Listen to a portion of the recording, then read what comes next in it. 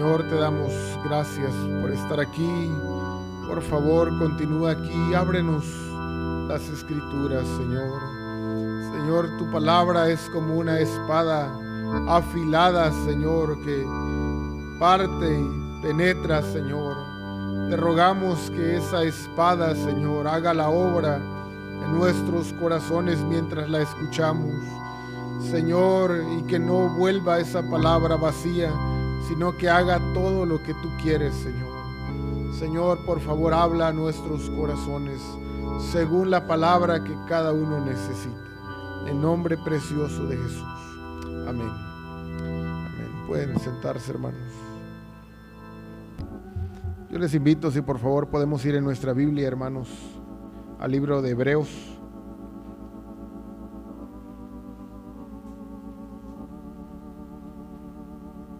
Capítulo 5, por favor, hermanos, de Hebreos. Voy a dar lectura del verso 7 al verso 9. Hebreos capítulo 5.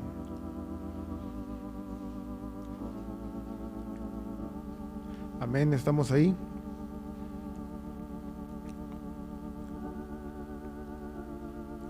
Dice, y Cristo, en los días de su carne, ofreciendo ruegos y súplicas con gran clamor y lágrimas, al que le podía librar de la muerte, fue oído a causa de su temor reverente. Y aunque era hijo, por lo que padeció, aprendió la obediencia, y habiendo sido perfeccionado, vino a ser autor de eterna salvación para todos los que le obedecen. El tema, hermanos, de este mensaje se llama Cristo en los días de su carne. Y el propósito, hermanos, de este mensaje es que podamos ser animados, podamos ser enseñados y podamos tener una guía para cómo vivir en este mundo. En estos versos de Hebreos nos muestran experiencias de Cristo, experiencias del Señor Jesús mientras estuvo entre los hombres. La Reina Valera, que tenemos como versión de uso continuo en nuestros cultos, traduce Cristo en los días de su carne. La versión internacional dice en los días de su vida mortal. La versión Dios habla hoy dice mientras Cristo estuvo viviendo aquí en el mundo. Hermanos, todas las versiones dan a entender lo mismo. Todas dan a entender el mismo mensaje. Y nos muestran, hermanos, un breve resumen, estos versos, un breve resumen de las experiencias del Señor en su humanidad. Miren, cuando el escritor de Hebreos dice Cristo en los días de su carne, esa palabra carne, hermanos, se está refiriendo al cuerpo humano, a nuestro cuerpo físico, a nuestra naturaleza humana. No se está refiriendo a la carne que tiene que ver con el pecado que usa en conceptos romanos, ¿verdad? El hombre viejo, la carne, no es eso, sino que el escritor de Hebreos habla del cuerpo físico. ¿Y cómo sabemos que se refiere al cuerpo físico? Porque esa misma palabra griega que viene aquí como carne en Hebreos es la misma palabra griega que Juan usa para describir a Jesús cuando nos dice, y aquel verbo fue hecho carne. Misma palabra griega. Quiere decir que el Señor, hermanos, estando en la no sé cómo llamarlo, hermanos, si esfera, si posición, pero creo que todos entendemos que Cristo, antes de venir a la tierra y nacer como un bebé en el pesebre, Él ya era Dios. Todos entendemos eso, ¿verdad, hermanos? Y es importante que entendamos eso, hermanos, porque podemos ayudar a muchos que no entienden, ¿Por qué María no es una diosa? Es importante entender eso, de que María no dio a luz a Dios, porque Dios siempre ha existido, Dios es eterno, ¿verdad? Dios no tiene, hermanos, Dios no está sujeto a la cápsula del tiempo donde usted y yo estamos sujetos. Él está por encima de eso. Desde la eternidad hasta la eternidad Él es Dios. Y Él siempre ha existido. La Trinidad ha estado existente. Él es un Dios increado. No tiene principio y no tiene fin. Pero cuando María da luz a Jesús, no da luz a Dios, sino que da a luz el cuerpo, la habitación, la casa donde iba a vivir el Hijo de Dios. Esa es una forma de entenderlo, hermanos. Por eso dice Juan, y aquel verbo que ya existía antes, se hizo carne, tomó forma humana. Por eso, hermanos, María no dio a luz a Dios en el contexto de que una diosa da a luz a un Dios, sino que ella dio a luz la habitación donde tabernaculizó el Hijo, donde habitó el Hijo. Pero Hebreos nos quiere mostrar algo, hermanos, de la vivencia de Cristo mientras era hombre, en estos versículos. Y miren, esto nos va a ayudar mucho, hermanos. Nos va a ayudar mucho para saber cómo vivir aquí en la tierra, mientras estamos en el cuerpo, como dice Pedro. Pedro dice, en breve debo abandonar este cuerpo. Es decir, él también nosotros los hombres, como Pedro, tenemos un tiempo en la carne. Estamos de paso aquí, hermanos. A veces se nos olvida y queremos llenarnos los bolsillos y tener muchas cosas, hermanos, pero cuando nos vayamos no podemos llevarnos nada, hermanos, ¿verdad? No podemos llevarnos nada. No estoy diciendo que no hay que esforzarnos, etcétera. No, sí, hay que ser diligentes. Pero siempre sabiendo, hermanos, que a final de cuentas no podemos llevarnos nada. Mi suegro siempre nos cuenta un chiste. Y digo siempre porque nos ha contado varias veces, donde un hombre muere y le dice a sus hijos que le den cierta cantidad de dinero cuando en su féretro, en su ataúd, cuando se muera. Y creo que eran 3 hijos, ¿verdad? Entonces uno llega y pone el efectivo ahí, en el cajón. Y el segundo viene y pone el efectivo también. Y el tercero era más listo. Hizo un cheque por el triple y agarra el efectivo y deja el cheque. Ahí lo cobras. Hermanos, cuando estamos aquí en la carne solo es una etapa pasajera, pero nada podemos llevar, hermanos. Entonces, ¿cómo saber vivir aquí en la carne? ¿Cómo saber vivir aquí en la carne? Miren, es lo que queremos ver, hermanos. Hebreos nos dice también, si podemos ir ahora al capítulo 2 de Hebreos, en el versículo 14, Hebreos 2:14, así que, por cuanto los hijos participaron de carne, estamos hablando de eso, y sangre, o sea, su humanidad, Él también participó de lo mismo. Fíjense, hermanos, qué claro es Hebreos. Como nosotros somos hombres sujetos a debilidades humanas, a necesidades humanas, Él tomó nuestra misma forma. Aquí dice, se hizo partícipe de carne y de sangre, como nosotros. Y luego dice el verso 17, por lo cual debía ser en todo semejante a sus hermanos. Hermanos, Jesús se cansaba. Jesús tenía hambre. Jesús sentía dolor. Jesús también se desanimaba y desalentaba. Así como usted tiene emociones, Él tenía emociones. Así como a usted le duele cuando se da un machucón, Él también sentía dolor. Así como Él se sentía, como nosotros nos sentimos fatigados, Él se sentía fatigado. Por eso, hermanos, cuando la tentación en el desierto, donde Él está con el enemigo y el enemigo lo tienta, no podemos decir, bueno, él pasó la prueba porque Él era Dios.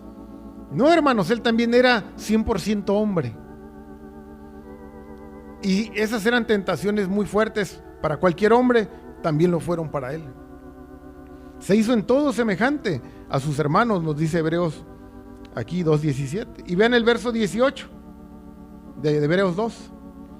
Pues en cuanto él mismo padeció siendo tentado, es poderoso para socorrer a los que son tentados. Es decir, como él ya probó en la tierra, hermanos, lo que es ser hombre, él entiende al hombre. Estoy parafraseando lo mismo que está diciendo Hebreos. Como él ya fue tentado siendo hombre, entiende tus tentaciones y las mías. Fíjense, hermanos, por eso es este verso donde nos dice que Cristo en los días de su carne es un verso muy importante doctrinalmente, que nos da esperanza de que Él entiende cualquier detalle de la vida humana. Se cuenta que en una ocasión, hermanos, había una persona que creía en la reencarnación. ¿Cuántos han escuchado de la reencarnación? Hay gente que cree en la reencarnación y dice que a veces alguien puede reencarnar en un animal, hasta creo que en un vegetal, y no sé qué tanta cosa rara. Y una vez una persona que creía eso iba caminando y pisó un hormiguero y las hormigas empiezan a alborotar. Ustedes saben cómo es eso, ¿verdad? Cuando derrumban el hormiguero se hace un alboroto de hormigas. Y esa persona dice: ay, machuqué el hormiguero, y cómo quisiera decirle a esas hormigas. Iba con otra persona, dice: cómo quisiera decirle a esas hormigas que no era mi intención. Estaba bien preocupado por las hormigas, hermano. Y su amigo le dice: pues la única forma en que ellas te pudieran entender y aceptar tu disculpa es que tú te hicieras una hormiga y les hablaras como hormiga. Y hermanos, nosotros tendríamos una relación muy lejana con Dios y un Dios muy distante si Él nunca se hubiera hecho hombre. Él no nos podría entender porque Él es un Dios, pero como se hizo hombre, cabal entiende cualquier cosa del hombre, hermanos. Por eso es entender esto es importante, nos ayuda a saber que cabal nos entiende.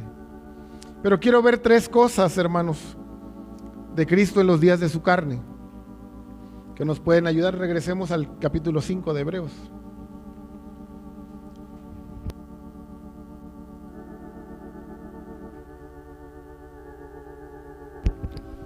Dice Hebreos 5:7. Vamos a ver ahí la primera cosa que nos dice de Cristo en los días de su carne. Dice: y Cristo en los días de su carne, ofreciendo ruegos y súplicas con gran clamor y lágrimas al que le podía librar de la muerte, fue oído a causa de su temor reverente. Cristo oraba como parte de su vida terrenal, o como parte de su vida o de sus días en la carne. Algo que Cristo hacía, hermanos, mientras estaba en la carne, en la humanidad, en su humanidad, era orar. Hebreos nos dice que ofrecía ruegos y súplicas con gran clamor y lágrimas. Hermanos, la vida del Señor durante esta tierra tenía o incluía oración. Cristo practicaba la oración. Cristo tenía una vida de oración.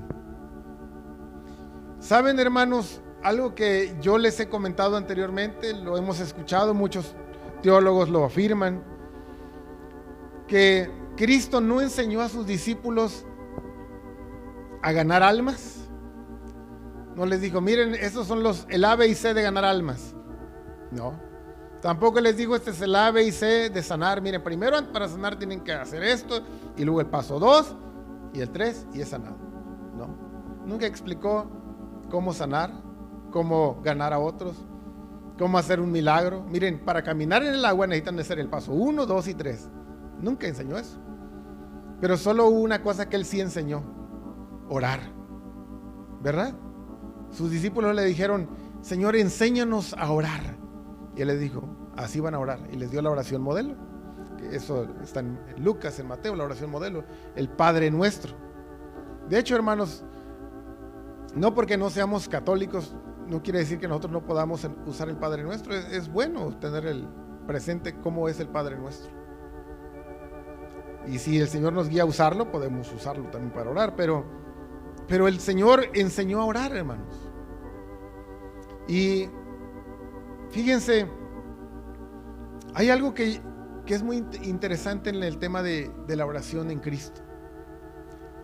Según Marcos, cuando Cristo empieza su ministerio, Él ora.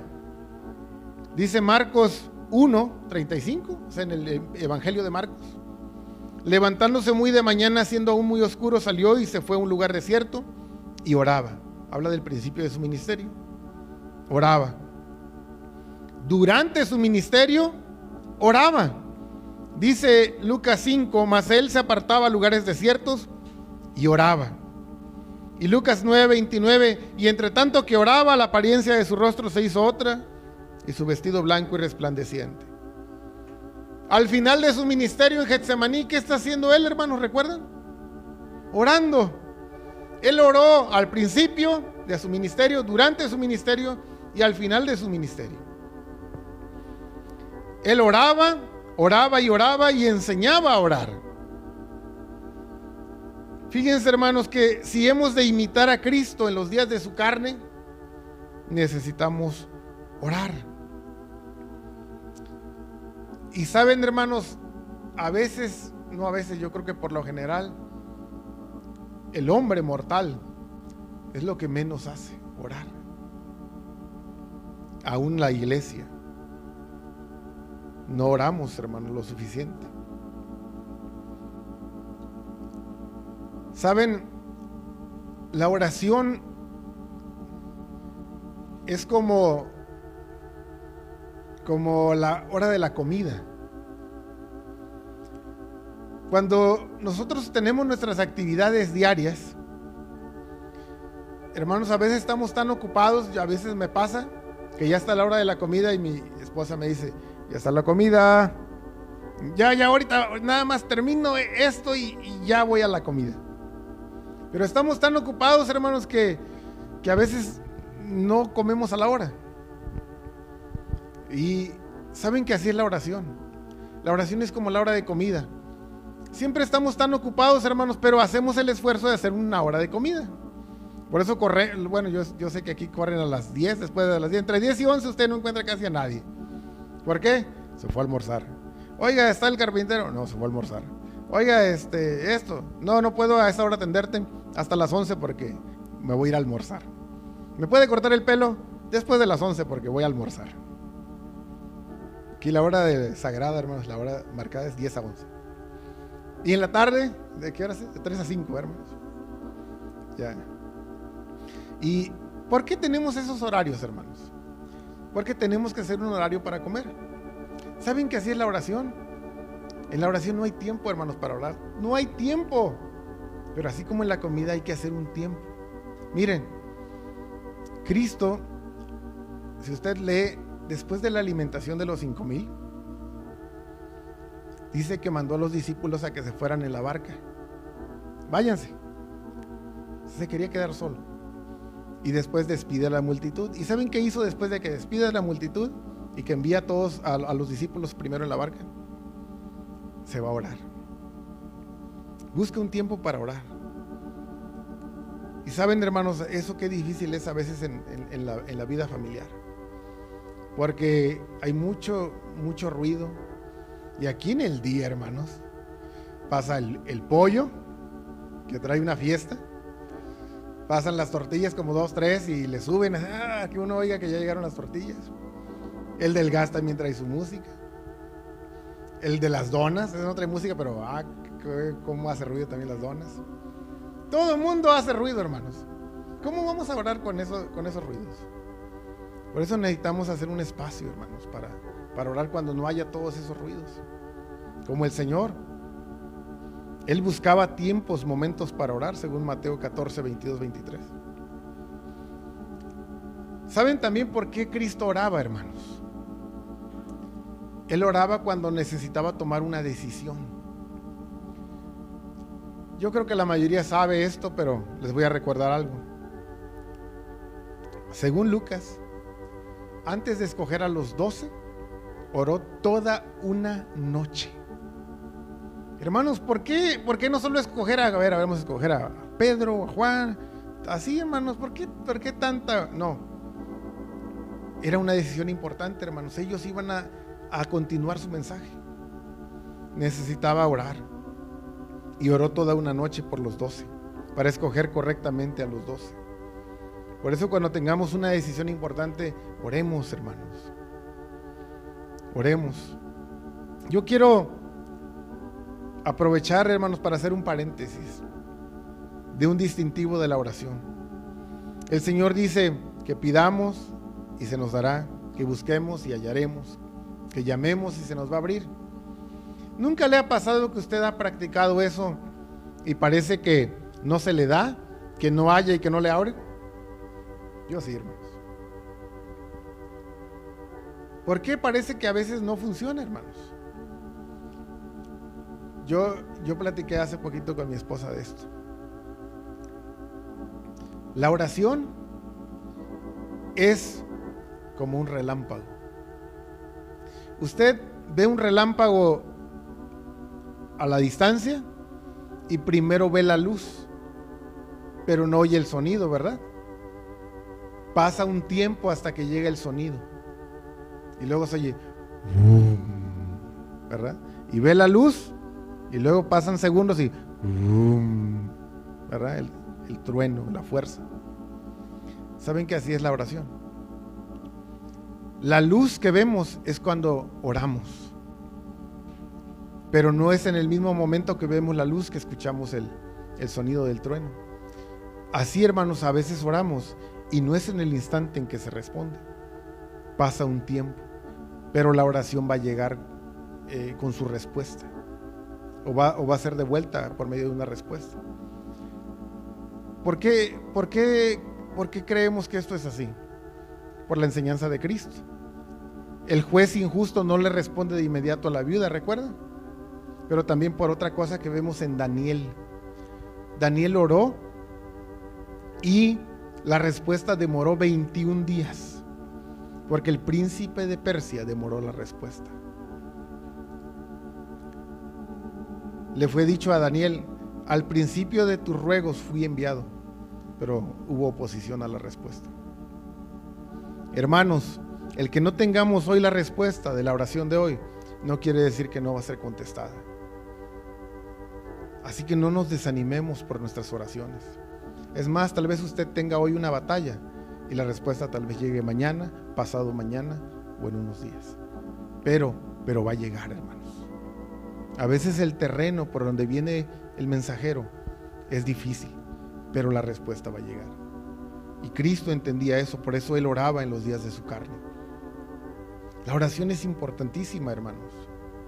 La oración es importante mientras estamos aquí en la carne. Un rasgo de la iglesia primitiva era que oraban. Empezaron orando en el aposento alto, y algo que perseveraban ellos era en la oración, según Hechos 2:42.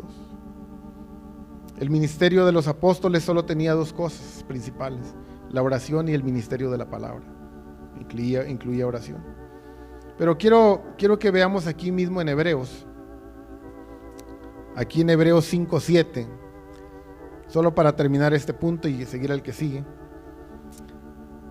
Vienen algunos aspectos que incluía la oración. Dice: y Cristo en los días de su carne ofreciendo ruegos, es una cosa; súplicas es otra; gran clamor es otra; y lágrimas es otra. Aunque todos están asociados, hermanos, había ruego.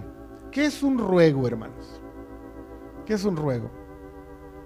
Es pedir algo con insistencia.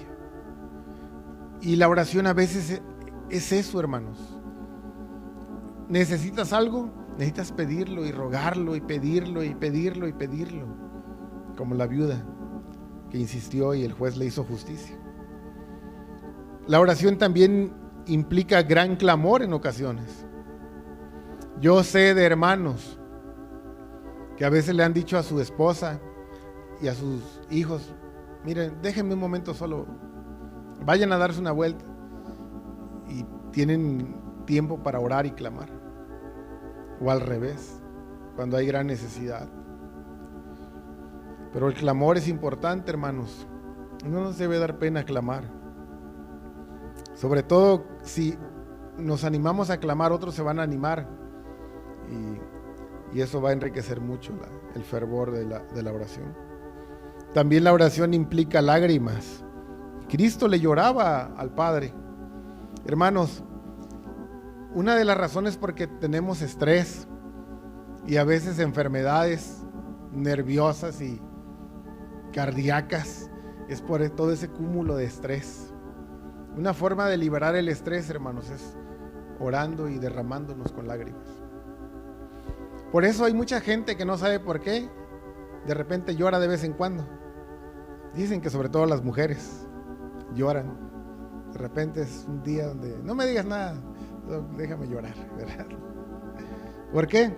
Es una forma en la que sale la carga, hermanos.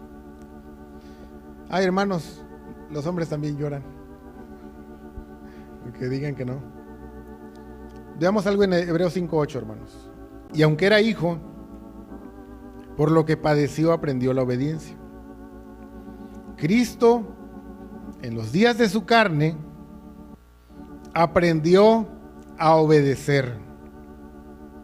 Fíjense, hermanos, algo importante ya vimos, él oraba mientras estaba en su humanidad, necesitamos orar. Pero algo que vemos de los días de la carne de Cristo es que él aprendió a obedecer. Y aunque era hijo, por lo que padeció aprendió la obediencia. Hermanos, obedecer es algo muy importante. De hecho, todos los problemas que tenemos en este momento, personales y sociales, mundiales y espirituales, fueron por no obedecer. Génesis, ¿verdad? Todos los problemones se vienen, hermanos, siempre que no hay obediencia. El hombre se metió en graves problemas por causa de la desobediencia. La tierra fue maldita por su causa y fue expulsado del huerto del Edén, etcétera, más todo lo que dice Romanos. La muerte pasó de unos a otros. Necesitamos aprender obediencia, hermanos. Cristo aprendió obediencia por lo que padeció. ¿Saben esa palabra griega, padecer, que está asociado a obediencia? Padecer es en el griego experimentar una sensación o impresión generalmente dolorosa. Sentir, habla de sentir, habla de pasión, habla de sufrir, habla de vejar. También se pueden usar sinónimos como padecer males o ser afligido. Lo que nos da a entender aquí el griego, hermanos, es que solo hay un camino para aprender a obedecer. Y es por medio de padecer. Por lo que padeció, aprendió obediencia. Un ejemplo muy fácil, hermanos, de entender esta doctrina.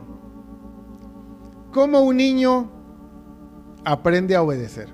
Niño, no metas nada al contacto porque te va a dar toques. Y parece que le dicen, ve y mete ahí algo, ¿verdad?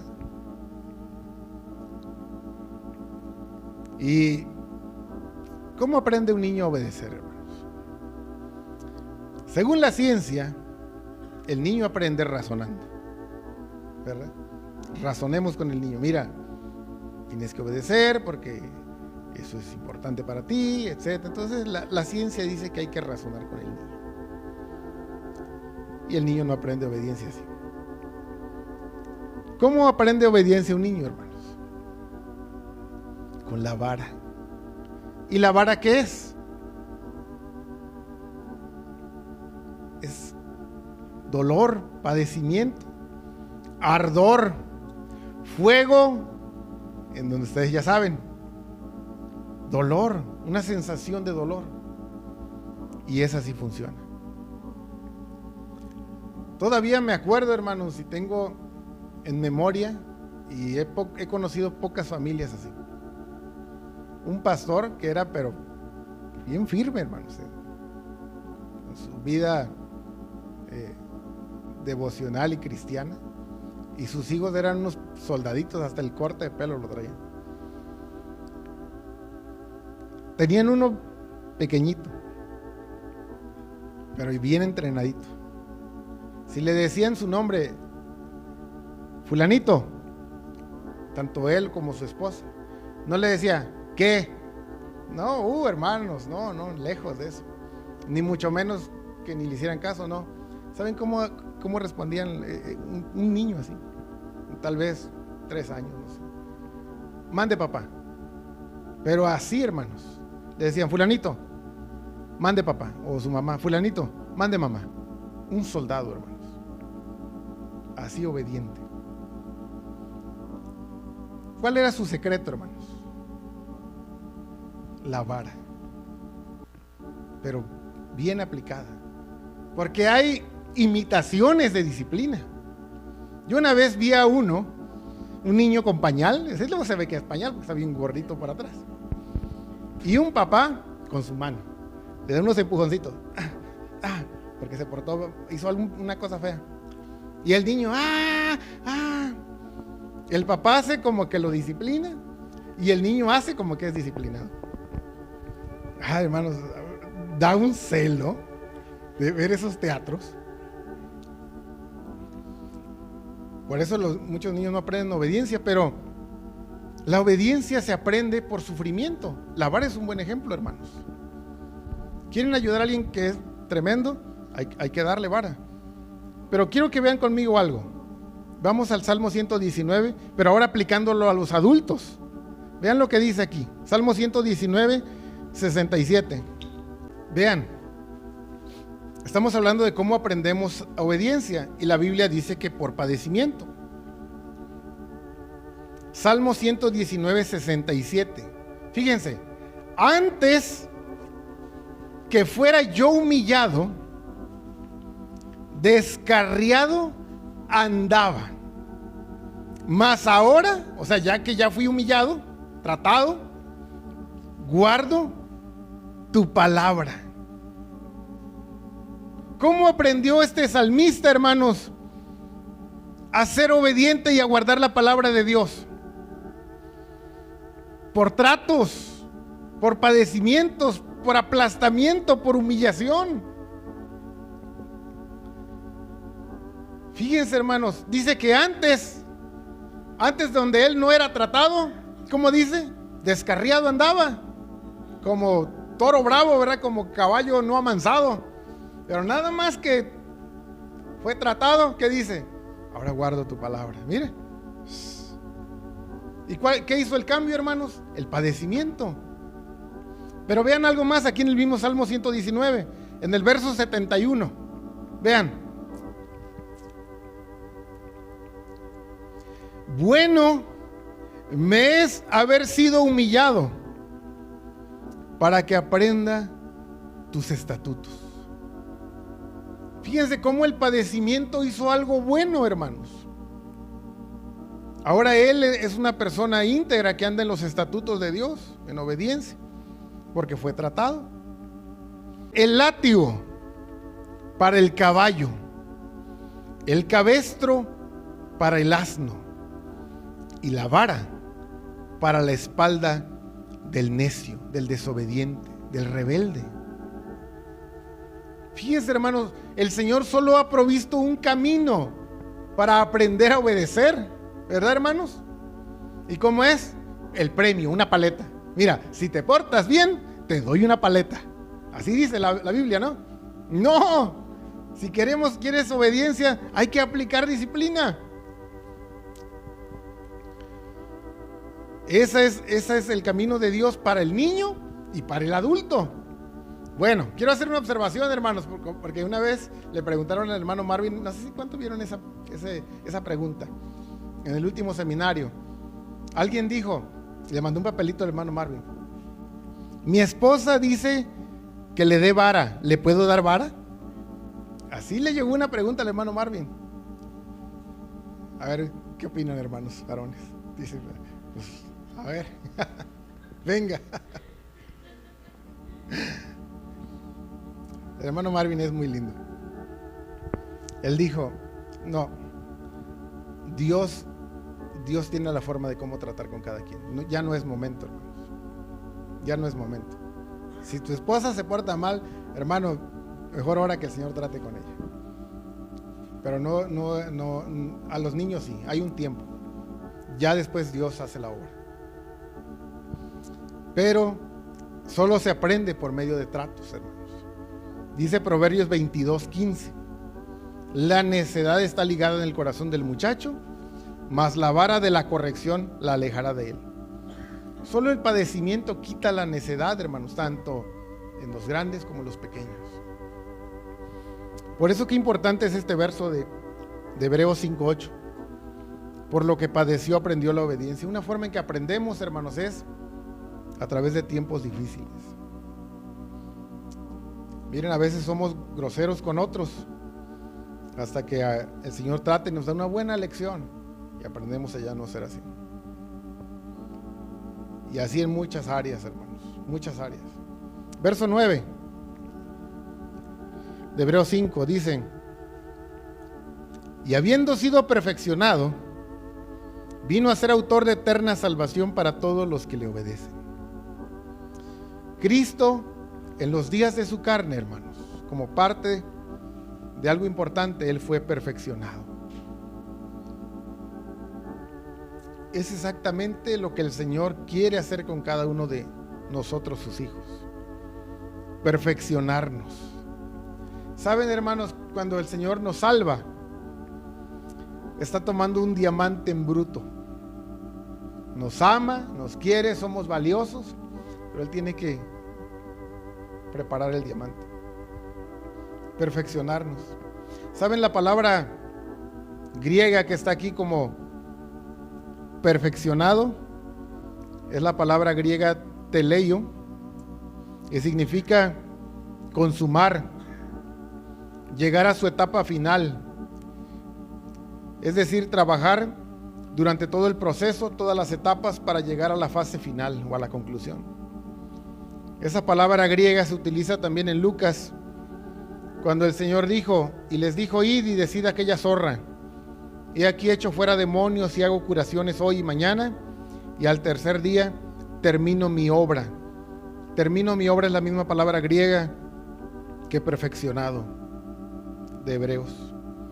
Y en Juan 4:34 Jesús les dijo: mi comida es que haga la voluntad del que me envió y que acabe su obra. Es la misma palabra perfeccionar de Hebreos. Juan 17:23, yo en ellos y tú en mí para que sean perfectos en unidad.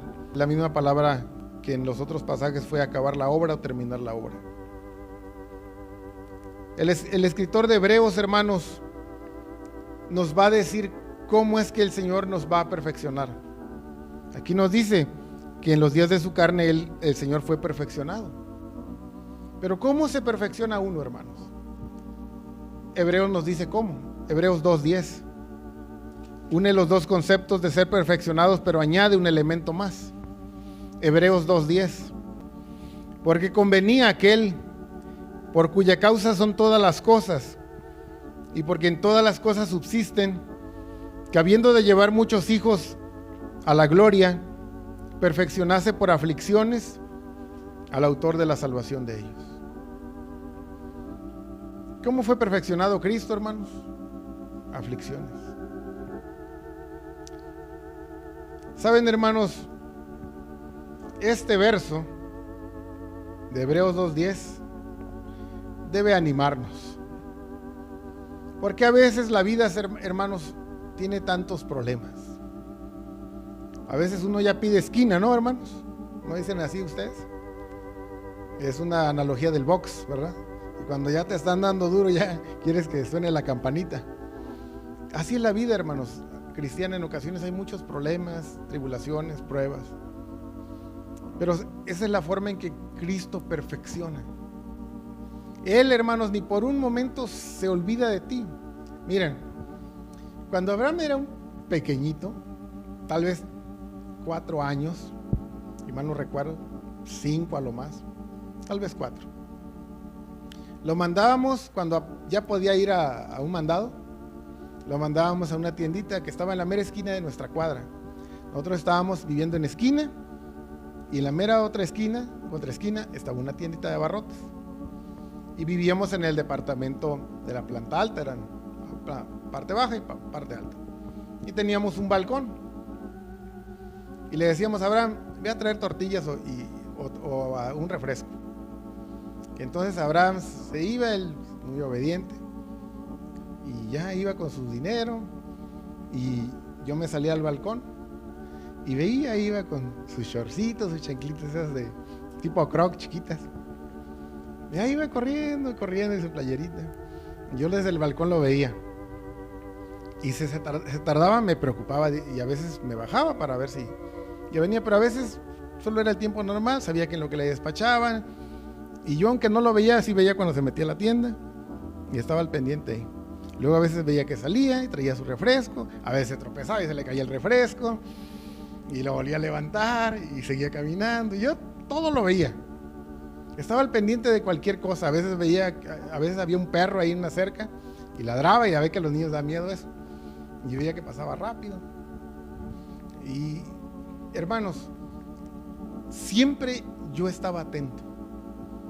Si se tardaba de más, yo iba y me asomaba a la tienda. Y a veces había gente, pero siempre me preocupaba que no se tardara ahí, porque él era un niño pequeñito. Pero nunca lo perdí de vista. Se tropezaba, pero yo veía que no era nada grave, solo se tropezó, si hubiera caído feo, yo hubiera ido a levantarlo. Pero siempre yo lo miraba. Saben, hermanos, así es el Señor. Tenemos pruebas, tenemos aflicciones, pero Él está pendiente. Siempre está viendo. Pero Él, hermanos, si yo no lo hubiera mandado a ese mandadito, hermanos, Él no puede seguir creciendo, siendo independiente, más seguro. Y a veces hay que enseñarles de a poquito cositas así. Hace poco, solo para que sepan, les estoy enseñando a manejar. Y de repente me pega un susto. Pero ni modo, hermano, yo estoy ahí, yo voy de copiloto. Y le digo, frena, mete el freno. Pero hermanos, tiene que aprender. Saben, hermanos, así en la vida cristiana el Señor nos pasa por pruebas, por cosas que nos hacen crecer y madurar. Pero no quiere decir que Él no está ahí. Él está ahí, pero Él nos tiene que enseñar, nos tiene que perfeccionar. La conclusión de este mensaje es que Cristo en los días de su carne oró. Necesitamos orar más, hermanos. Cristo aprendió a obedecer y ese aprendizaje implicó padecimiento. El Señor nos está enseñando cosas y a veces al enseñarnos tiene que seguir disciplinándonos. Cristo fue perfeccionado, el Señor quiere perfeccionarnos también. Esa perfección por lo general involucra aflicción. El Señor está haciendo una obra y va a continuar hasta que sea completada y que Él diga, he terminado mi obra. Hermanos, no nos desanimemos en los días de la carne, veamos al Señor y aprendamos de lo que Él vivió para vivirlo también. Vamos a estar en pie, hermanos. Cantemos al Señor este coro Sumo Sacerdote. Y mientras cantamos, hermanos, pensemos en que Él ya pasó por aquí, por esta tierra, padeció muchas cosas como tú y como yo, y Él nos entiende, hermanos, nos entiende y nos quiere ayudar. Amén. Sumo sacerdote,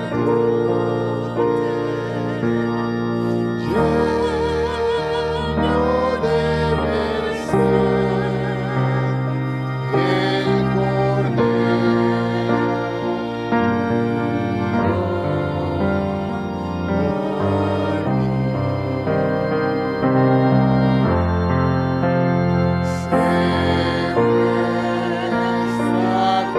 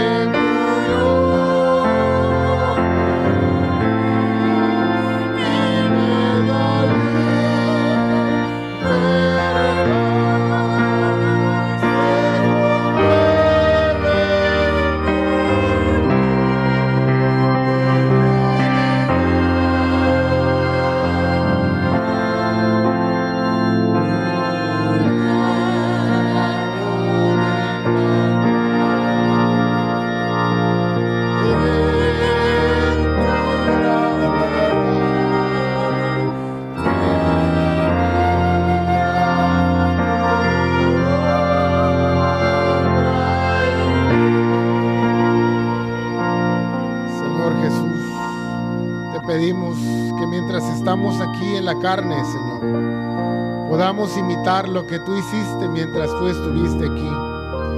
Señor, tú siempre oraste al Padre cuando necesitabas que Él te guiara para una decisión, cuando necesitabas fuerzas, cuando necesitabas, Señor, la gracia para ir a la cruz. Señor, ayúdanos a orar más de lo que oramos. Ayúdanos a correr constantemente al lugar secreto para dejarte ahí nuestras inquietudes, nuestras preocupaciones. Señor, incluso cuando sintamos guerra y cuando sintamos que enemigos, ayúdanos a orarte y a pedir tu favor y ayuda. Señor, porque tú responderás. Ciertamente, Señor, tú responderás y llegará la respuesta. Ayúdanos a no desmayar y a seguir orando y buscándote y clamando y pidiendo, Señor. Oh, Señor, ayúdanos, por favor, a orar en los días de nuestra carne. Te pedimos también que nos sigas enseñando obediencia. Señor, todavía hay rebeldía. Todavía, Señor, hay necesidad en nuestros corazones. Pero ayúdanos a ser fieles, obedientes. Gracias por tus tratos de amor. Gracias por la disciplina que tú has diseñado para tus hijos, para que aprendamos, Señor, a ser hijos, Señor, que muestren tu gloria. Y gracias también por recordarnos que tú quieres perfeccionarnos. Señor, sigue trabajando en nosotros, sigue perfeccionándonos. No nos dejes iguales como cantábamos al principio. Transfórmanos, quita esas asperezas, quita, Señor, aquello que no es tu naturaleza y sustitúyelo por tu naturaleza, Señor. Oh, gracias, porque tú estás trabajando en nosotros, Señor. Y gracias por hacerte hombre, porque sabemos que tú nos entiendes, porque tú nos comprendes, Señor. El que